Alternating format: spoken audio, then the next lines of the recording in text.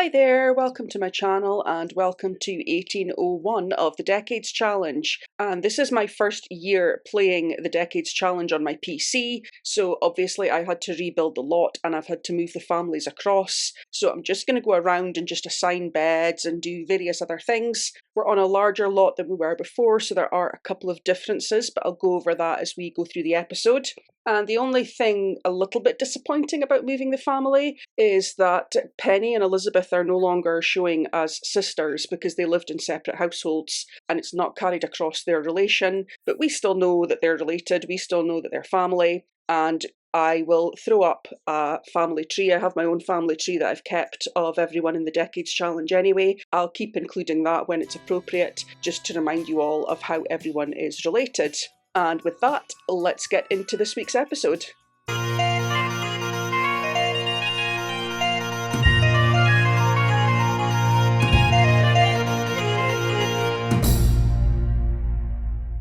I do have in my household inventory this old computer. It looks like an old typewriter. It's got a sort of rusty aesthetic to it. And occasionally I have been taking it out and using it, particularly for my child Sims, to help them max their skills because they can practice typing and various other things on it to get their skill sets up, because something I am doing as part of the challenge is maxing all of the child's skills before I age them up to teenagers. And just now I'm going to use it just to purchase some mini goats and mini sheep because they didn't move across with me from the console. So I'm going to buy them, and we're also going to look into getting ourselves a horse. I'm going to try and get a foal. I'm not going to design my own horse. I'm just going to pick one from one of the rescue horses or one of the horses that's available to purchase or adopt, and we'll get that horse moved in. And this is the outdoor area that we have for the animals. I've still got the original animal shed in the furthest away area there. There's no one in it at the moment. I don't have a cow anymore. I'm getting just the milk from the mini goat now. I don't know if I'll get rid of the animal shed or not. I'll see how I feel. I will certainly keep it for this episode, and then I'll see how I feel as time goes on. And at this side we've got just a little basic enclosure that's like an extension of the house where the horse will stay, and the horse will have this field here.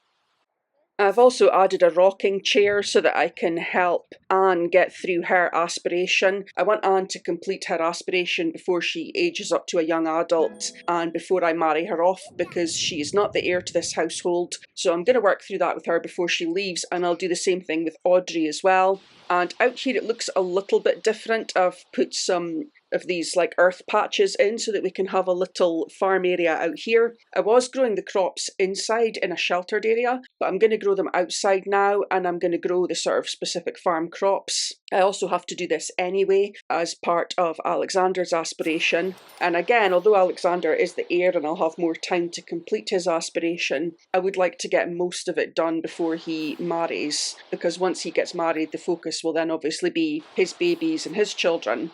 And behind the patches there, I have an area that used to be the pond on the previous lot, and it's actually a swimming pool that I have sort of added a grassy base to and the stone wall effect around the walls of it, and I've made it the sort of murky water with the leaves floating on it, and I've added some rocks around the edge, and there are some gaps there so the Sims can actually get in and out. So it's functional as a swimming pool and they can actually go in and swim in it, although it does just look like a pond that's part of the garden.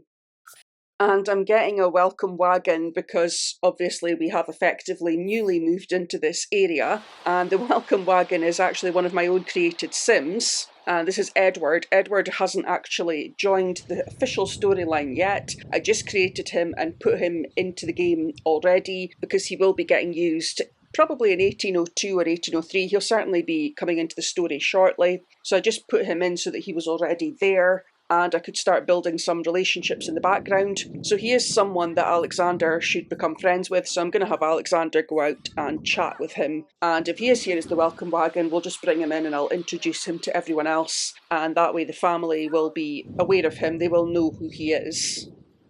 So Edward has come in and started chatting to Anne, which is fine, but I see that Audrey is making a mess over here, and I don't like it when the kids make a mess like this in the house, and I especially don't like that she's throwing paint on the floor which wouldn't have readily been available. It's not appropriate for the Decades Challenge for 1801, so I'm just going to have Penny tell her off for that, and hopefully that will discourage her from doing it again in the future.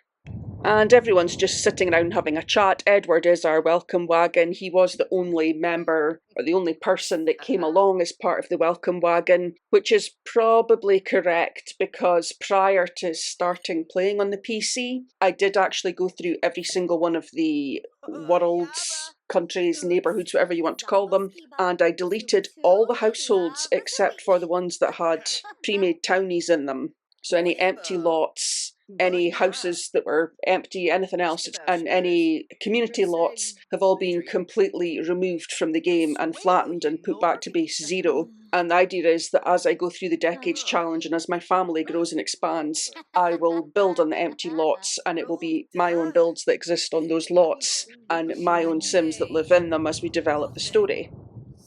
I've got another fire that no one wants to put out. I still seem to have this bug in the game where Penny gets bad luck, she sets fire to the oven, and no one wants to put the fire out. They all just stand around and watch it. So I'm going to wait a few minutes and hope that something happens, and if not, I'm just going to have to come out. And I'm not playing on console anymore, which means I don't have autosave anymore, and I haven't saved since the start of the week. And that's not good. So I hope I haven't lost all my progress. Okay, I managed to get back to more or less the point that I was at, and I've put Penny back to cooking food, so hopefully this time she doesn't set fire to the house. And I'm hoping that's a bug that gets fixed soon, because that seems to be a thing that every time Penny gets bad luck, she starts cooking something and she sets fire to the house and the game just kind of freezes. Nobody puts the fire out, nobody evacuates, and the fire just carries on burning and the game just like locks, and I always have to crash out of it and then go back in at some point in my save progress. Okay, it looks like Penny has managed to make the food successfully, and that's her bad luck just occurring to her now. So that was good timing and that was lucky. So in terms of where we are in the week, that is us played through Sunday, 1801. Obviously it's a full week that I play, Sunday to Saturday, so that's the first day done. And there wasn't really a lot of story development. I was more sort of spending the day settling everyone into the new house. There isn't too many things that happen in 1801. I do just have a couple of birthdays that will be happening later in the week, and of course we'll be introducing the horse to the story as well. And it's Monday morning, and Edward has called Alexander asking if he can come and stay, because of course this always happens when you start a new save file, and because this is a new save file on my PC, immediately I've got someone known to the household asking if they can come for a stayover. I'm going to say yes, and I'm going to try and just sort of ignore Edward in the background for the week for storytelling purposes, but having him staying over will be a good chance for me to get the rest of the family acquainted with him again, because again, he is going to be important later on. And there we can see Penny is swimming in the swimming pool that is kind of disguised as a pond. I did also use the tools to add like the fake fish in there as well. Well, they're real fish, but they're fish that you can't fish for and catch, just to make it look more like an actual pond. And you can see as she goes round there, at the top and the bottom, there's some lines left clear where the Sims can climb in and out of the pool. She's supposedly swimming laps. It's not really the best shape for swimming laps, but it is a good way for the Sims to go and build their fitness skill, which is also useful as well. And that will be helpful when I am building the skills for the children, for their motor skill. It's another option of something I can get them to do. I'm also going to just leave the swimming pool slash pond fully open like that. And if anyone happens to wander into it in cold weather and die of the cold, or if anyone happens to go in there and drown, I'm going to let that happen, because I am trying to sort of open it up. I've been quite protective of the Sims in this game so far, and I do want to open it up a little bit more now that there could be some accidental deaths, because for the next sort of decade or so there's not going to be too much in the way of dangers for them before I start introducing some of the issues that they will have to face that could potentially lead to their premature deaths. And the way it's going, because I've got the two households and Elizabeth's household, she ended up having 6 children, I'm going to end up with quite a lot of households and quite a lot of Sims to keep track of. So I am going to make it that there are more opportunities for potential accidental deaths. And Trashley has come to visit, so Audrey's gone out to make friends with him. Not really sure what benefit we're going to get from speaking to him, but I'm going to do it anyway, just so that Audrey can try and build some social skills.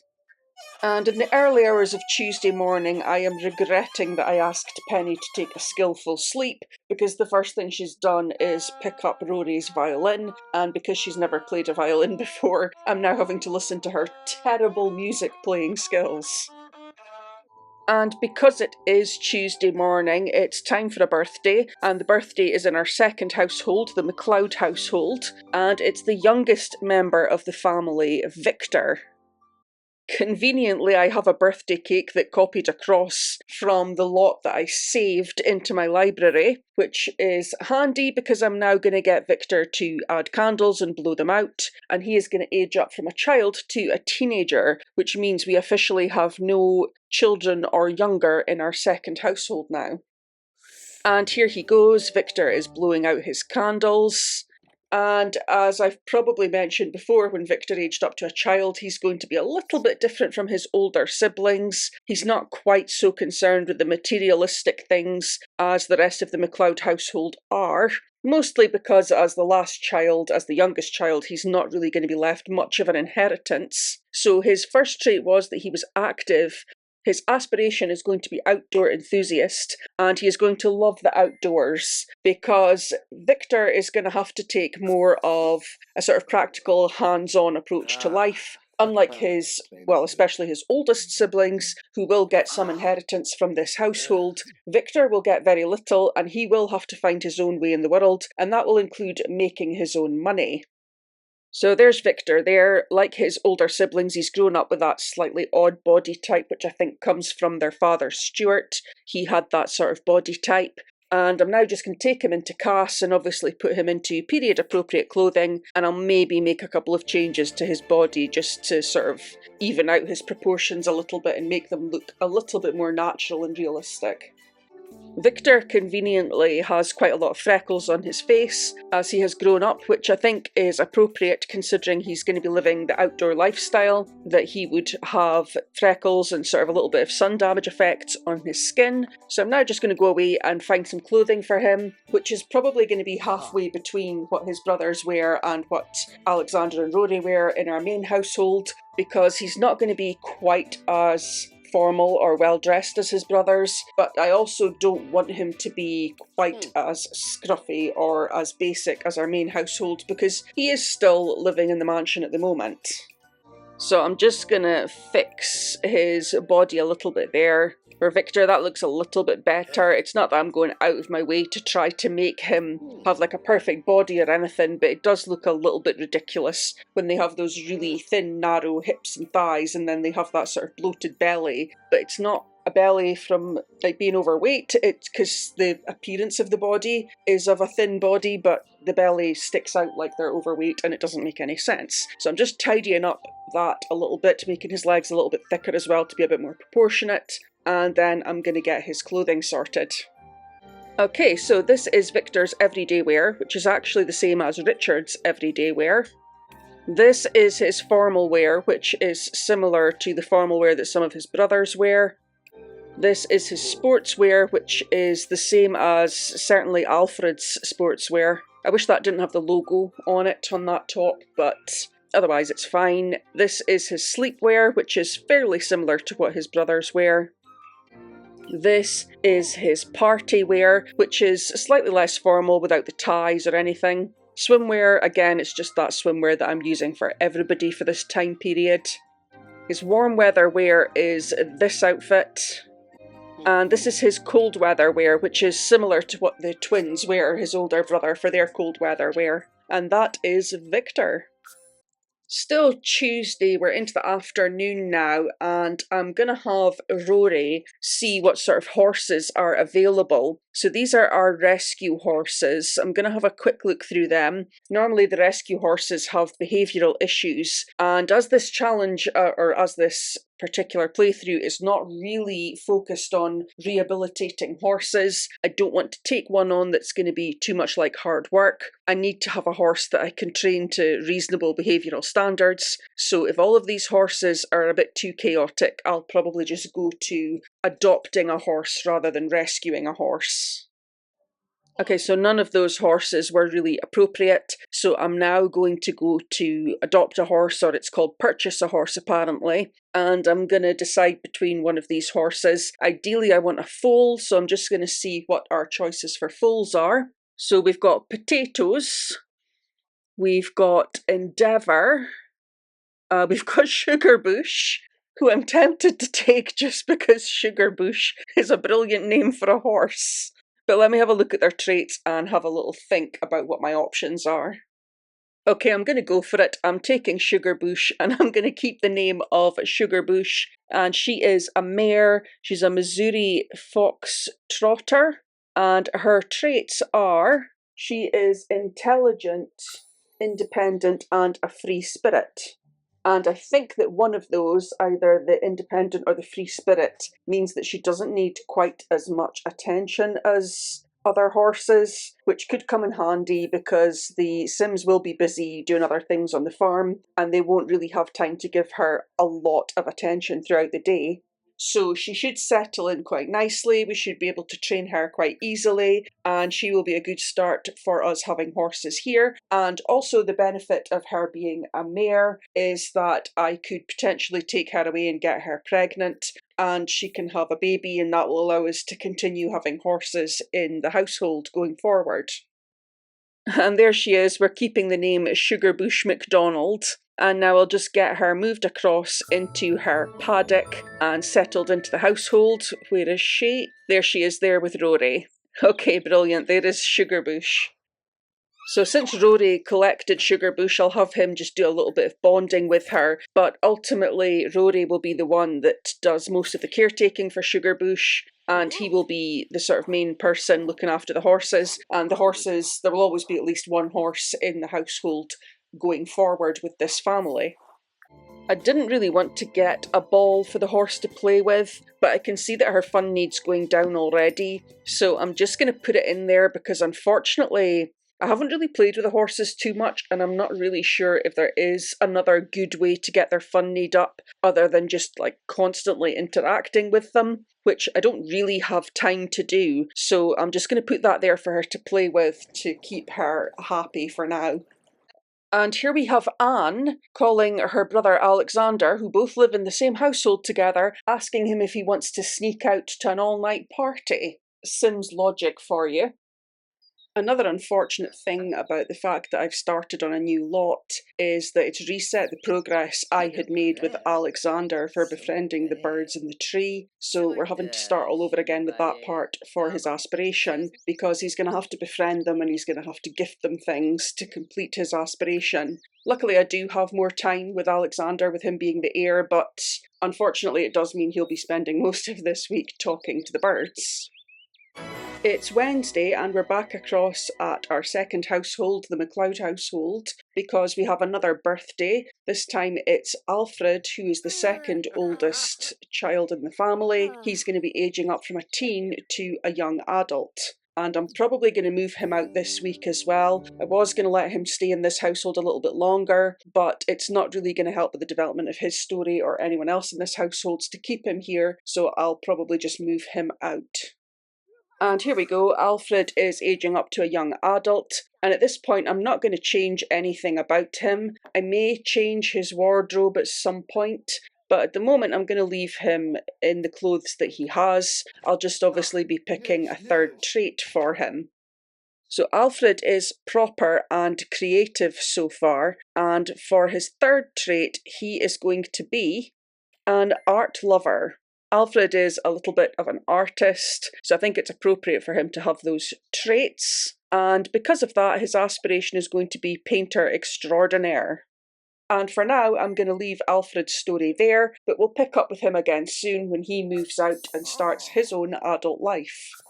In the time between now and the end of the week, when we do our end of week celebrations, I'm just catching up on some of the actions I need to progress the aspirations for our teens in our main household, Alexander and Anne. So Anne had the Lady of the Knits aspiration, so I'm just having her show off a sweater that she knitted and give some gifts and do some other things so that she can progress through her aspiration. And now she's going to take a selfie, which is not really time period appropriate, but at least that's checked off another part of her aspiration successfully, because she's shown her sweater off to Rory and he apparently liked it, because that's checked that off. It's Thursday and I've gone back across to our second household so that I can move Alfred out. When I went to play with him, I've found that he is at the community gardens for some reason. So I'm just sending him back home just now so that I can move him out of this lot and he's going to move into his own lot. I'm not going to build a house specifically for Alfred. Alfred is certainly not one of the main characters or one of the main families that's going to be in our story. Obviously, the main family will be the MacDonald household, and the sort of secondary characters would be Bruce's household in the mansion. That's Bruce speaking to Alfred there. Bruce is the oldest child and he will continue living in the mansion that he's living in at the moment. And Alfred and all of Bruce's other siblings will just be secondary characters. So I'm going to get a house for Alfred from the gallery and I will show you which one I choose.